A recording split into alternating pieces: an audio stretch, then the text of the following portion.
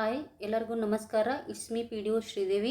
News ಪೇಪರನ್ನು exam point of view ಯಾವ ರೀತಿ ಓದಬೇಕಂತ ಹೇಳಿ ಒಂದು ಸೀರೀಸ್ ನಡೀತಾ ಇದೆ.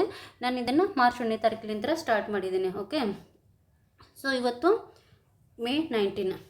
ನಾನು ಇಲ್ಲಿ ಪ್ರಜಾವಾಣಿ ನ್ಯೂಸ್ ಪೇಪರನ್ನು ಅನಾಲಿಸಿಸ್ ಮಾಡ್ತಾ ಇದ್ದೀನಿ. ಯಾಕಂದರೆ Prajavani is the one of the good news paper for competitive ಎಕ್ಸಾಮಿಗೆ ಅಂತ ಹೇಳಿ. ಸೊ ಫಸ್ಟ್ನೇ ಆರ್ಟಿಕಲ್ ಏನಿದೆ, ಸಾಕಾನೆಗಳ ಕಾಳಗ ಪ್ರವಾಸಿ ಮಹಿಳೆ ಸಾವು ಅಂಥೇಳಿ.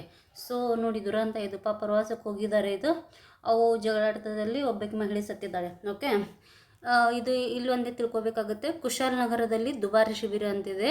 ಅದು ಏನಂತಂದರೆ ಆನೆಗಳಿಗೆ ಸಂಬಂಧಪಟ್ಟಿದೆ ಅಂತ ಗೊತ್ತಿರಲಿ.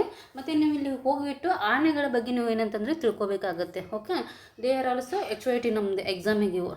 ಓಕೆ, ನಮ್ದು ಏನೋ ನ್ಯೂಸ್ ಪೇಪರದ್ದು ಅನಾಲಿಸಿಸ್ ಮಾಡೋದೇ HYT ಮಾಡಲು ಮಾಡ್ತೀವಿ. ನಮಗೆ ಎಲಿಫೆಂಟ್ ಕೂಡ ಏನು HYT ಇದೆ. ಇದು ನಮ್ಮದು ಪಾರಂಪರಿಕ ಪ್ರಾಣಿ ಇದೆ.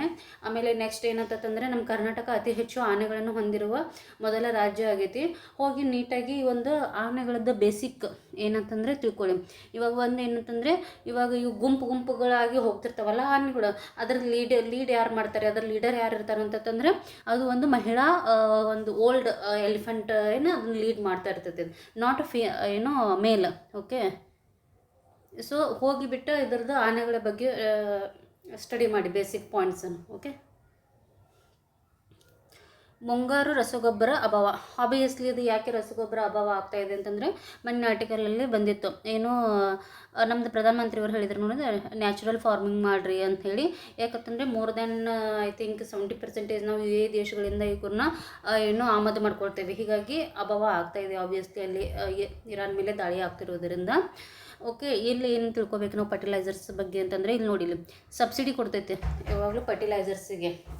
ಇದು ನಮ್ಮದು ಸೆಂಟ್ರಲ್ ಗೌರ್ಮೆಂಟ್. ಹೋಗಿ ನೀಟಾಗಿ ಒಂದು ಸ್ವಲ್ಪ ಫರ್ಟಿಲೈಸರ್ಸ್ ಬಗ್ಗೆ ಓದ್ಕೊಳ್ಳಿ. ದಿಸ್ ಈಸ್ ಆಲ್ಸೋ HYT ಅವರ್ದು.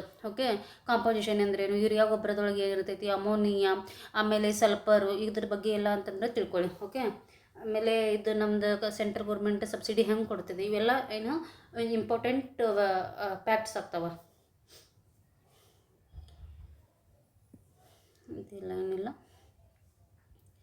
ಯಾವ ಇಂಪಾರ್ಟೆಂಟ್ ಇದು ಅದಾವಲ್ಲ ಅದಷ್ಟೇ ಪೇಜ್ ತೊಗೊಂಡಿದ್ದೀನಿ. ಓಕೆ, ಇದೆ ಡೈಲಿ ಹೇಳ್ತಾರೆ ಮೇಡಮ್ ಅಂತ ಅನ್ಕೋಬೇಡಿ. ಯಾರು ಫಸ್ಟ್ ಟೈಮ್ ನೋಡ್ತಿರ್ತಾರೆ, ಯಾರು PSI ಎಕ್ಸಾಮಿಗೆ ಪ್ರಿಪ್ರೇಷನ್ ಮಾಡ್ತಿರ್ತಾರಲ್ಲ, ಈ ಒಂದು ಸಂಪಾದಕೀಯ ಅಂದರೆ ಆರ್ಟಿಕಲನ್ನು, ಎಡಿಟೋರಿಯಲನ್ನು ನೀಟಾಗಿ ಓದ್ಕೊಂಡ್ಬಿಟ್ಟು 1/4 ಮಾಡಿ. ಇದು ನಿಮ್ಮದು ಪ್ರಿಸೈಸ್ ರೈಟಿಂಗಿಗೆ ಹೆಲ್ಪ್ ಆಗುತ್ತೆ. ಓಕೆ, ಇಲ್ಲೇನಿಲ್ಲ ಅಂದರೆ ಮೊನ್ನೆ ಒಂದು ಏನಂತಂದರೆ ಮಸೀದಿ ಹಿಂದೂ ದೇವಾಲಯಗಳಿಗೆ ಸಂಬಂಧಪಟ್ಟಿದೆ ಅಂಥೇಳಿ ಹೇಳಿದ್ದಾರೆ. ಅದ್ರ ಬಗ್ಗೆ ಇದೆ. ಇದೆಲ್ಲ ಏನು ಬೇಡ. ತೈಲದ ಉರಿ ತೆರಿಗೆ ದರಿ. ಇತ್ತೀಚೆಗೆ ಪೆಟ್ರೋಲ್ ಮತ್ತು ಡೀಸೆಲ್ ಬೆಲೆಯನ್ನು 3 ರೂಪಾಯಿ ಏರಿಕೆ ಮಾಡಿದ್ರಲ್ಲ, ಅದ್ರ ಬಗ್ಗೆ ಇದೆ. ಇದನ್ನು ಎಲ್ಲ ಏನು ಬೇಡ. ನೆಕ್ಸ್ಟ್ ನೋಡಿ, ಮೊನ್ನೆ ಎಲ್ಲ ಒಂದೊಂದು ಇಷ್ಟಿಷ್ಟೇ ಇದ್ರೊಳಗೆ ಬಂದಿತ್ತು. ಎಬೋಲಾ ಹಂಟಾ ವೈರಸನ್ನು ಹೇಳಿದ್ದೆ. ಹೋಗಿ ನೀಟಾಗಿ ಓದ್ಕೊಳ್ಳಿ. They are very important high yielding topics ಅಂಥೇಳಿ. ಇವತ್ತು ನೋಡಿ ಫುಲ್ ಆರ್ಟಿಕಲ್ಲೇ ಕೊಟ್ಬಿಟ್ಟಿದ್ದಾರೆ, ಎಬೋಲಾ ಮತ್ತು ಹಂಟಾ. ಯಾಕಂತಂದರೆ ನಿನ್ನೆ ನಾನು ನ್ಯೂಸ್ ಪೇಪರಲ್ಲಿ ಹೇಳಿದ್ದೆ, ಎಬೋಲಾವನ್ನು ಹೆಲ್ತ್ ಎಮರ್ಜೆನ್ಸಿ ಅಂತೇಳಿ ಘೋಷಣೆ ಮಾಡಿದೆ. ಎಲ್ಲೆಲ್ಲಿ ಕಂಡು ಬಂತದ್ದು, ಉಗಾಂಡ ಮತ್ತು ಕಾಂಗೋ ಗಣರಾಜ್ಯದ ಇತರೆ ಒಂದು ದೇಶಗಳಲ್ಲಿ ಇದು ಎಬೋಲಾ ವೈಡ್ ಸ್ಪ್ರೆಡ್ ಆಗಿತ್ತು. ಸೊ ಹೀಗಾಗಿ ನಮ್ಮದು ವರ್ಲ್ಡ್ ಹೆಲ್ತ್ ಆರ್ಗನೈಜೇಷನ್ನು ಎಬೋಲಾ ಸಲುವಾಗಿ ಹೆಲ್ತ್ ಎಮರ್ಜೆನ್ಸಿಯನ್ನು ಘೋಷಣೆ ಮಾಡಿತ್ತು. ಸೊ ಹಂಟಾ ವೈರಸ್ನು ನ್ಯೂಸ್ನಲ್ಲಿತ್ತು. ಇದನ್ನು ಕೂಡ ಹೋಗಿ ಬೇಸಿಕ್ ಕೂತ್ಕೊಳ್ಳಿ ಅಂತ ಹೇಳಿದ್ದೆ. ಇವಾಗ ಒಂದು ಸ್ವಲ್ಪ ಡಿಟೇಲ್ ಆಗಿ ಕೊಟ್ಟಿದ್ದಾರೆ, ನೋಡೋಣ ಇಲ್ಲಿ. ಏನಿದು ಎಬೋಲಾ ಅನ್ನೋದು ಫಸ್ಟ್ ಯಾವ ದೇಶದಲ್ಲಿ ಕಂಡು ಬಂದಿತ್ತಂದ್ರೆ, ಅದು ಕಾಂಗೋದಲ್ಲಿ ಮೊದಲ ಪತ್ತೆಯಾಗಿದ್ದು 1976ರಲ್ಲಿ. ಅಂದರೆ ಅದು ಎಬೋಲಾ ಅನ್ನೋದು ಒಂದು ನದಿ ಐತಲ್ಲ, ಆ ನದಿಗೆ ಸುತ್ತಮುತ್ತಲಿನ ಪ್ರದೇಶಗಳಲ್ಲಿ ಕಂಡು ಬಂದಿರೋದ್ರಿಂದ ಇದಕ್ಕೆ ಎಬೋಲಾ ಅಂಥೇಳಿ ಹೆಸರು ಕೊಟ್ಟಿದ್ದಾರೆ. ಫಸ್ಟ್ ಕಂಡು ಬಂದಿದ್ದಲ್ಲಿ ಕಾಂಗೋ ದೇಶದಲ್ಲಿ. ಎಷ್ಟರೊಳಗೆ 1976ರಲ್ಲಿ. ಓಕೆ, ಯಾಕೆ ಆತಂಕ ಅಂತ ಕೇಳ್ತಾ ಇದ್ದಾರೆ. ಸೊ ಆಬ್ವಿಯಸ್ಲಿ ಇದು ನಮ್ಮದು ನಮ್ಮ ಲೈಫಿಗೆ ಥ್ರೆಟ್ ಇರುತ್ತೆ. ಹೀಗಾಗಿ ಅದು ಆತಂಕ ಐತೆ.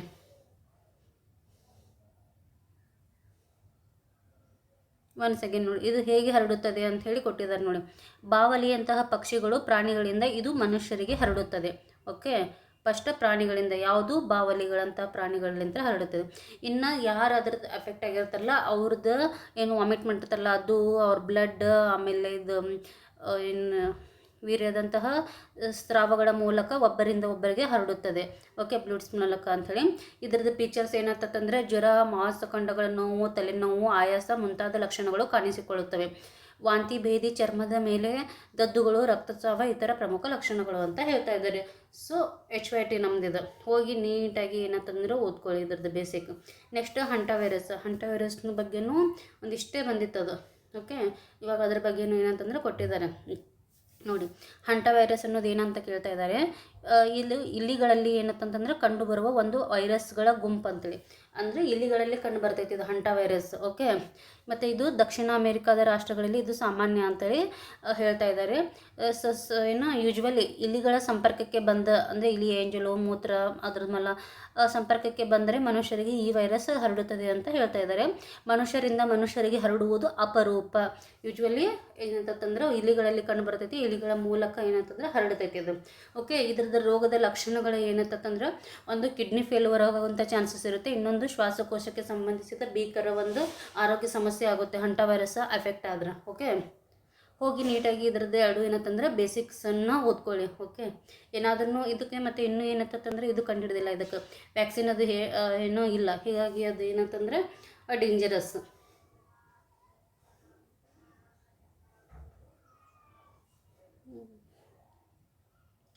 ನೆಕ್ಸ್ಟ್ ಇಲ್ಲಿ ಏನು HYT ಇಲ್ಲ.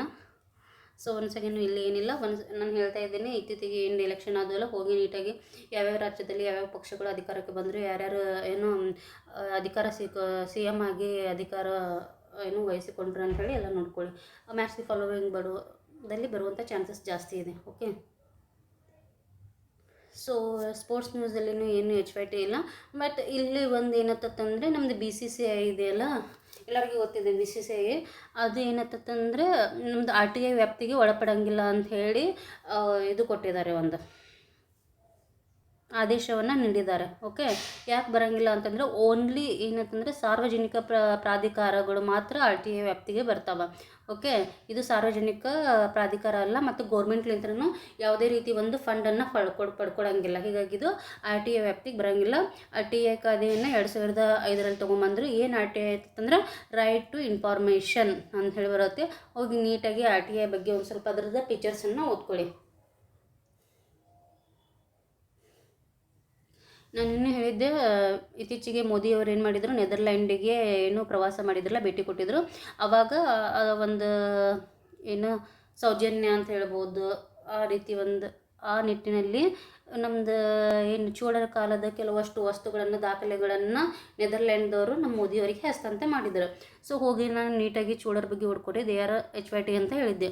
ಕ್ವಶನ್ಸ್ ಯಾವ ರೀತಿ ಬಂದಿದೆ ಅಂತ ಒಂದು ನೋಡೋಣ. ಓಕೆ, ಮತ್ತು ಇವರು ನಮ್ಮದು ಏನು ಲೋಕಲ್ ಸೆಲ್ಫ್ ಗೌರ್ಮೆಂಟಿಗೆ ಸುತ್ತಕ್ಕೆ ಹೆಚ್ಚಿಗೆ ಪ್ರಿಫರೆನ್ಸ್ ಕೊಟ್ಟಿದ್ರು ಇವರು, ಅದು ಕೂಡ ನಾನು ಹೇಳಿದ್ದೆ. Consider the following statements regarding the administration ಬಗ್ಗೆ ಕೇಳಿದಾರೆ ನೋಡಿ. ಓಕೆ, ಅವರ ಆಡಳಿತದ ಬಗ್ಗೆ. Under Chola empire the Ur and Sabha were village assemblies mentioned under Chola inscription. ಇವು ಏನಂತಂದ್ರೆ ಕಂಡು ಬರ್ತಾವೆ, ಊರು ಮತ್ತು ಸಭಾ ಅಂತೇಳಿ ಇದ್ದು. Okay, the village affairs were managed by executive committees which are open for all. ನೋಡಿದೆ, ಯಾವಾಗಲೂ ಒಂದು ಸ್ವಲ್ಪ ಈ ರೀತಿ ಕ್ವಶನ್ಸ್ ಬಿಡುವಾಗ ಆಲ್ ಮತ್ತು ನನ್ನ, ಓನ್ಲಿ, ಇವು ಒಂದು ಸ್ವಲ್ಪ ಕೀವರ್ಡ್ಸ್ ಇರ್ತಾವಲ್ಲ, ಇವಕ್ಕೂ ಒಂದು ಸ್ವಲ್ಪ ನೀವು ಏನು ಸೂಕ್ಷ್ಮವಾಗಿ ಅಬ್ಸರ್ವೇಷನ್ ಮಾಡಬೇಕಾಗತ್ತೆ. ಆಲ್ಮೋಸ್ಟ್ ಮೋರ್ ದ್ಯಾನ್ 90% ಈ ರೀತಿ ಕೀವರ್ಡ್ಸ್ ಬಂದಾಗ, ನೆವರ್, ಆಲ್ವೇಸ್, ಆಲ್, ನನ್ನ, ಈ ರೀತಿ ಓನ್ಲಿ ಬಂದಾಗ ಮೋರ್ ದ್ಯಾನ್ 90% ಆ ಹೇಳಿಕೆಗಳು ತಪ್ಪಾಗಿರ್ತಾವೆ, ಮೋರ್ ದ್ಯಾನ್ 90%. ಓಕೆ, ಇಲ್ಲಿ ಏನು ಹೇಳ್ತಾ ಇದ್ದಾರೆ, ಅದು ಚೋಳರ ಕಾಲದಲ್ಲಿ ಎಲ್ಲರಿಗೂ ಓಪನ್ ಆಗಿತ್ತು ಅಂತ ಹೇಳ್ತಾ ಇದ್ದಾರೆ, ವಿಲೇಜ್ ಅಡ್ಮಿನಿಸ್ಟ್ರೇಷನ್ ಇಲ್ಲ, ಇದು wrong. Next, the Dravida style Brihadeeswara temple at Thanjavur was built by Rajendra Chola. Okay, ನಾನು ನಿನ್ನೆ ಆದರೂ ಹೇಳಿದ್ದೆ, ಹೋಗಿ ಅವ್ರದ್ದು ಒಂದು ಸ್ವಲ್ಪ ನೀಟಾಗಿ ಓದ್ಕೊಳ್ಳಿ, ಅವ್ರದ್ದು ವಾಸ್ತುಶಿಲ್ಪವನ್ನು ನೋಡ್ಕೊಳ್ಳಿ. ಅಲ್ಲಿ ನಟರಾಜ ವಿಗ್ರಹ ಕಂಡು ಬಂದಿತ್ತು ಅಂತಂದರೆ ಅದು ಶಿಲ್ಪಕಲೆ, ಅದ್ರದ್ದು ಸ್ಟ್ರಕ್ಚರ್ ನೋಡ್ಕೊಳ್ಳಿ, ಇದ್ರ ಬಗ್ಗೆ ಎಲ್ಲ ತಿಳ್ಕೊಳ್ಳಿ ಅಂತ ಹೇಳಿದರೆ. ಮತ್ತು ಬೃಹದೇಶ್ವರ ಟೆಂಪಲನ್ನು ಯಾರು ನಿರ್ಮಾಣ ಮಾಡಿದ್ದಾರೆ, ಯಾವ ರಾಜ್ಯ ಅಂತೇಳಿ ಕಮೆಂಟ್ ಸೆಕ್ಷನಲ್ಲಿ ಮೆನ್ಷನ್ ಮಾಡಿ ಅಂತ ಹೇಳಿದ್ವಿ. ಇಬ್ಬರು ಸ್ಟೂಡೆಂಟ್ಸ್ ಏನಂತಂದ್ರೆ ಅಷ್ಟೇ ಏನು ಮಾಡಿದ್ದಾರೆ, ವಿಕಾಸ ಮತ್ತು ಆನಂದ್ ಅವರು. ಇದು ಯಾರು ಹೋಗಿ ಸ್ಟಡಿ ಮಾಡಿರ್ತಾರಲ್ಲ, ಅವಾಗ ಹೆಲ್ಪ್ ಆಗುತ್ತೆ, ಇವರು ರಾಜರಾಜ ಚೋಳ ಅಂತ ಹೇಳಿ. ಸೊ ಇದು ಕೂಡ ಏನಾಗ್ತಂದ್ರೆ ತಪ್ಪಾಗಿದೆ. Which of the statement given above is are correct ಅಂತ ಕೇಳ್ತಾ ಇದ್ದಾರೆ. ಈ ಕೆಳಗಿನ ಮೇಲಿನ ಯಾವ ಹೇಳಿಕೆಗಳು ಸರಿಯಾಗಿವೆ ಅಂಥೇಳಿ ಓನ್ಲಿ ಒನ್. ಓಕೆ, ಇದನ್ನ ಹೇಳೋದಿಷ್ಟೇ. ಹೋಗಿ ನೀವು ನೀಟಾಗಿ, ನಾವು ಯಾವುದು ಸ್ಟಾಟಿಕ್ ಓದಂತ ಹೇಳ್ತೀನಿಲ್ಲ, ನೀಟಾಗಿ ಓದ್ಕೊಳ್ಳಿ. ನಾವು ಹೇಳೋದೆಲ್ಲ HYT high yielding topic. One or other way questions will appear. Okay, Chola H5T ನಮ್ಮದವರು.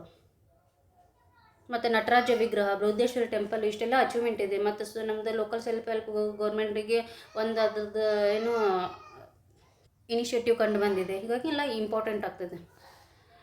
ನಿನ್ನೆ ಆರ್ಡಿನೆನ್ಸ್ ಬಗ್ಗೆ ಆರ್ಟಿಕಲ್ ಬಂದಿತ್ತು, ಹೋಗಿ ನೀಟಾಗಿ ಆರ್ಡಿನೆನ್ಸನ್ನು ಓದ್ಕೊಳ್ಳಿ ಅಂತ ಹೇಳಿದೆ. ಎಷ್ಟು ಜನ ಓದ್ಕೊಂಡಿರ್ತೀರೋ ಅವಾಗ ಈ ಸದ್ದು ಹೆಲ್ಪ್ ಆಗುತ್ತೆ ಅವರಿಗೆ ಕ್ವಶನ್ ಬಿಡಿಸುವಾಗ. ಏನು ಹೇಳ್ತಾ ಇದ್ದಾರೆ, article 123 of the constitution of India grants the president certain law making powers to promulgate when either of the two houses of the parliament is not in session. Obviously ನಾನು ಇನ್ನೇ ಆದರೂ ಹೇಳಿದ್ದೆ, article 123 ಇದು central ಗೌರ್ಮೆಂಟ್ಗೆ ಸಂಬಂಧಪಟ್ಟಿದ್ದಂಥ article. Suppose ಸಂಸತ್ತಿನ ಉಭಯ ಸದನಗಳು ಕಂಡುಬರ್ತಾವೆ, ಆ ಎರಡೂ ಸದನಗಳು ಏನಂತಂದರೆ ಸೆಷನಲ್ಲಿ ಇಲ್ಲ ಅಂತಂದರೆ ಇವ್ರು ನಮ್ಮ ಪ್ರೆಸಿಡೆಂಟು ಆರ್ಟಿಕಲ್ 123 ಅಡಿ ಆರ್ಡಿನೆನ್ಸನ್ನು ಹೊರಡಿಸ್ತಾರೆ. ಇದು ಹೇಳಿಕೆ ಸರಿಯಾಗಿದೆ.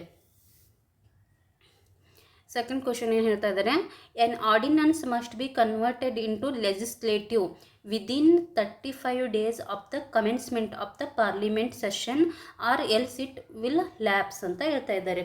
ಸೊ ನಾನು ನಿನ್ನೆ ಹೇಳಿದ್ದೆ ಇದ್ರದ್ದು ಮ್ಯಾಕ್ಸಿಮಮ್ ಪೀರಿಯಡ್ ಎಷ್ಟು. ಫಸ್ಟ್ ಇವಾಗ ಆರ್ಡಿನೆನ್ಸ್ ಹೊಡಿಸ್ತಾರಲ್ಲ, ಆರ್ಡಿನೆನ್ಸ್ ಹೊಡಿಸಿದ ಮೇಲೆ 6 months ಒಳಗಾಗಿ ಏನು ಮಾಡಬೇಕಾಗುತ್ತೆ, ನಮ್ಮ ಸೆಂಟ್ರಲ್ ಗೌರ್ಮೆಂಟು ಪಾರ್ಲಿಮೆಂಟು ಸೆಷನ್ ಮಾಡಬೇಕಾಗತ್ತೆ. Okay, 6 months. ಅದು ಆದಮೇಲೆ ಪಾರ್ಲಿಮೆಂಟ್ ಸೆಷನ್ ನಡೀತೈತಲ್ಲ, ಎಷ್ಟು ಟೈಮ್ ಪೀರಿಯಡ್ ಒಳಗೆ ಈ ಒಂದು ಆರ್ಡಿನೆನ್ಸಿಗೆ ಅವ್ರಿಗೆ ಒಪ್ಪಿಗೆ ಕೊಡಬೇಕಾಗ್ತದೆ ಅಂತೇಳಿ ಕೇಳಿದ್ದೆ.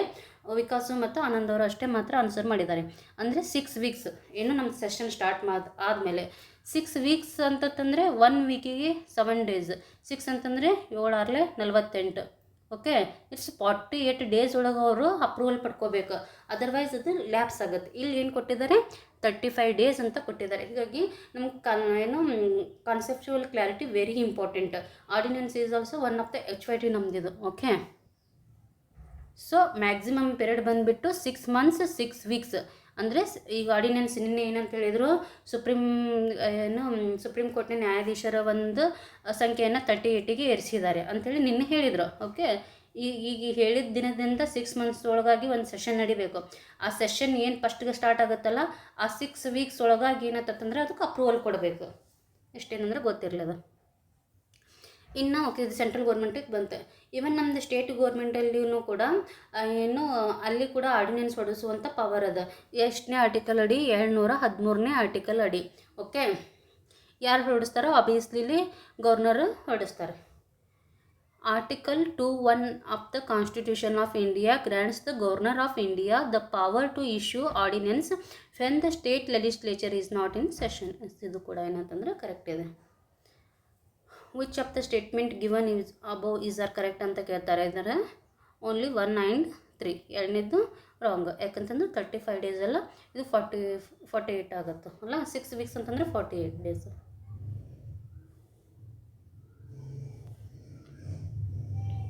ನೋಡಿ, ಎಬೋಲಾನ ಈಗಂತೂ ಹೆಲ್ತ್ ಎಮರ್ಜೆನ್ಸಿ ಅಂತ ಘೋಷಣೆ ಮಾಡಿದರು. ಓಕೆ, ಅದ್ರ ಮೇಲೆ ಕ್ವಶನ್ ಆಗಿದೆ ನೋಡಿ ಎಲ್ಲಿ. ಸೊ ಇವೆಲ್ಲ ಕ್ವಶನ್ಸ್ ಎಲ್ಲಾಗಿದೆ ಅಂತ ಹೇಳೋದು. ಇದು IBACIO ಅಂತ ಇದೆ. ಆಮೇಲೆ ನೆಕ್ಸ್ಟ್ ಬಂದುಬಿಟ್ಟು ಚೋಳರ ಬಗ್ಗೆ ಇಲ್ಲಿ ತಿಳ್ಕೊಂಡು ನೀವು ಪಂಜಾಬ್ ಸಿವಿಲ್ ಸರ್ವಿಸ್ ಎಕ್ಸಾಮ್ದಲ್ಲಿ ಕೇಳಿದ್ದಾರೆ. ಅಂದರೆ ನೀವು ತಿಳ್ಕೊಳ್ಳಿ, ಎಲ್ಲಿ ಅದು ನಾರ್ತ್ ಪಂಜಾಬ್ ಅಂತಂದರೆ, ಚೋಳರು ಬಂದರು ಸೌತ್ ಒಳಗೆ. ಚೋಳರು ನಾರ್ತ್ ಸಿವಿಲ್ ಸರ್ವಿಸ್ ಎಕ್ಸಾಮ್ ಕೂಡ ಇಂಪಾರ್ಟೆಂಟ್ ಅಂತಂದರೆ ನಮ್ಮ ಸಿವಿಲ್ ಸರ್ವಿಸಿಗೆ ಇಂಪಾರ್ಟೆಂಟ್ ಇರೋಂಗಿಲ್ಲ, ನಮ್ಮ ಎಕ್ಸಾಮ್ಸಿಗೆ ಇಂಪಾರ್ಟೆಂಟ್ ಇರೋಂಗಿಲ್ವ ಅಂತೇಳಿ ನೀವೇ ಥಿಂಕ್ ಮಾಡಬೇಕಾಗುತ್ತೆ. ಓಕೆ, H5T ಅವ್ರು ನಮ್ಮ ಚೋಳ ನೋಡಿ. ಪಂಜಾಬ್ ಸಿವಿಲ್ ಸರ್ವಿಸ್ ಎಕ್ಸಾಮ್ದಲ್ಲಿ ಚೋಳರ ಬಗ್ಗೆ ಕೇಳಿದ್ದಾರೆ ಅವರು. ಎಬೋಲಾ ಬಗ್ಗೆ ಎಲ್ಲಿ ಹಾಕಿದೆ ಕ್ವಶನ್ ಅಂತಂದರೆ UPSC ನೋಡಿ. UPSC ಪ್ರಿಲಿಮ್ಸ್ ಎಕ್ಸಾಮ್ದಲ್ಲಿ ಆಗಿದೆ. ಏನಂತ ಕೇಳಿದ್ದಾರೆ, among the following which were frequently mentioned in the news for the outbreak of Ebola virus recently ಅಂತ ಕೇಳಿದ್ದಾರೆ. ಆ್ಯಕ್ಚುಲಿ ಇದು 2015 ಆಗಿದ್ದು, ಬಟ್ ಇವಾಗಲಾದರೂ ಅದು ನ್ಯೂಸಲ್ಲಿದೆನಾ, ಯಾಕಂತಂದರೆ ಹೆಲ್ತ್ ಎಮರ್ಜೆನ್ಸಿ ಅಂತ ಘೋಷಣೆ ಮಾಡಿದರು. ಉಗಾಂಡ ಮತ್ತು ಕಾಂಗೋ ದೇಶಗಳಲ್ಲಿ ಅದು ವೈಡ್ ಸ್ಪ್ರೆಡ್ ಆಗಿರೋದಕ್ಕೆ. So that place is also important, ಮತ್ತು Ebola virus is also important ಅಂತೇಳಿ ನಮ್ಗೆ ಗೊತ್ತಿರಬೇಕು. ಸೊ ಆ ಒಂದು ಟೈಮಲ್ಲಿ 2015 ಅದು ಎಲ್ಲಿ ಜಾಸ್ತಿ ಔಟ್ಬ್ರೇಕ್ ಆಗಿತ್ತು ಅಂತ ಕೇಳ್ತಾ ಇದ್ದಾರೆ. ಸೊ ಇಲ್ಲಿ ಆನ್ಸರ್ ಬಂದುಬಿಟ್ಟು ಗಿನಿಯಾ, ಸಿರ್ರಾ ಲಿಯೋನ್ ಮತ್ತು ಲೈಬೇರಿಯಾ ಅಂಥೇಳಿ. ಗಿನಿಯಾ, ಸಿರ್ರಾ ಲಿಯೋನ್ ಮತ್ತು ಲೈಬೇರಿಯಾ. ಓಕೆ, ಸೊ ನೋಡಿ ನಾನು ಎಷ್ಟು ಮ್ಯಾಕ್ಸಿಮಮ್ ಏನಂತಂದರೆ ಯಾವುದು ಇಂಪಾರ್ಟೆಂಟ್ ಅದಾವಲ್ಲ, ಹೈ ಇಲ್ಲಿಂಗ್ ಟಾಪಿಕ್ ಅದಾವಲ್ಲ ಅದಷ್ಟೇ ತೊಗೊಂಡು ಮಾಡ್ತಾ ಇರೋದು. ಮತ್ತು ನೀವು ಒಂದು ಸ್ವಲ್ಪ ಅದೇ ಹೇಳ್ತಾ ಇದ್ದೀನಲ್ಲ, ಇಂಟಿಗ್ರೇಟೆಡ್ ಅಪ್ರೋಚ್ ಇರಬೇಕು. ಯಾರು ಕ್ಲಾಸ್ ನೋಡ್ತಾ ಇದ್ದೀರಲ್ಲ ಡೈಲಿ ಫಾಲೋ ಅಪ್ ಮಾಡಿ. ಓಕೆ, ನನ್ನ ಕ್ಲಾಸ್ ನಿಮ್ಗೆ ಇಷ್ಟ ಆಗಿತ್ತು ಅಂತಂದರೆ ಡೈಲಿ ಮಾಡಿ. ಅಂದರೆ ಒನ್ ಡೇ ನೋಡೋದು ಇನ್ನೊಂದು ಡೇ ಬಿಟ್ಟರೆ ಅದು ನಿಮಗೆ ಏನಂತಂದರೆ ಹೆಲ್ಪ್ ಆಗಂಗಿಲ್ಲ. ಒಂದೇನೋ ಡಿಸ್ಕಷನ್ ಮಾಡಿರ್ತೀವಿ, ನೆಕ್ಸ್ಟ್ ಏನೋ ಡಿಸ್ಕಷನ್ ಮಾಡ್ತೇವೆ. ಮತ್ತು ಯಾರು ರೆಗ್ಯುಲರಾಗಿ ಫಾಲೋ ಅಪ್ ಮಾಡ್ತಿರ್ತಿರಲ್ಲ, ಒಂದು ಏನಂತಂದರೆ ನಿಮ್ಮದೇ ಆದಂಥ ಒಂದು ಸಪ್ರೇಟ್ ನೋಟ್ಸ್ ಮಾಡ್ಕೊಳ್ಳಿ ಇದಕ್ಕೆ. ಮತ್ತು ಏನು ಹೇಳ್ತೀನಲ್ಲ ಅದನ್ನು ಹೋಗಿ ನೀಟಾಗಿ ಏನಂತಂದರೆ ನಿಮ್ಮದೇ ಆದಂಥ ಒಂದು ನೋಟ್ಸ್ ಮಾಡ್ಕೊಳ್ಳಿ, ಅದು ಹೆಲ್ಪ್ ಆಗುತ್ತೆ. ಓಕೆ, ಮತ್ತು ಎಲ್ಲರಿಗೂ ಶೇರ್ ಮಾಡಿ. ವ್ಯೂಸ್ ಜಾಸ್ತಿ ಆದರೆ ನಮಗೂ ಒಂದು ಮೋಟಿವೇಶನ್ ಸಿಗುತ್ತೆ. ಯಾಕೆ ಅದು ಸ್ಪ್ರೆಡ್ ಆಗ್ತಿಲ್ಲ ಅಥವಾ ಯಾರಿಗೂ ರೀಚ್ ಆಗ್ತಿಲ್ಲ ಅಂತ ನಮ್ಗೆ ಗೊತ್ತಾಗ್ತಾ ಇಲ್ಲ. ಏನು ಕ್ಲಾಸ್ ಚೆನ್ನಾಗಿಲ್ವಾ ಏನಿಲ್ವಾ ಅಂತೇಳಿ ಅದು ಅರ್ಥ ಆಗ್ತಿಲ್ಲ. ಪರವಾಗಿಲ್ಲ, ಕೆಲವು ಚೆನ್ನಾಗಿ ಕಮೆಂಟ್ಸ್ ಮಾಡ್ತಾರೆ. Okay, thank you one and all.